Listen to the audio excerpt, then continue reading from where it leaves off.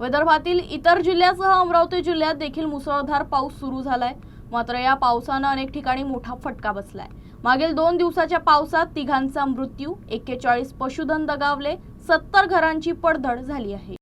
विदर्भातील इतर जिल्ह्याप्रमाणेच अमरावती जिल्ह्यातही सध्या मुसळधार पाऊस सुरू आहे। मात्र या पावसाचा सर्वाधिक फटका अमरावती जिल्ह्यातील चांदूर बाजार तालुक्याला बसला आहे।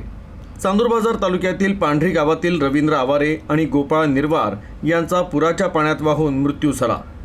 तर तिवसा तालुक्यातील सुरवाडी खुर्द येथील सतीश गायकवाड या शेतकऱ्याचा पिंगळे नदीत बुडून मृत्यू झाला। तर चांदूर बाजार तालुक्यातील एका गावात पशुधनाचंही मोठं नुकसान झालं।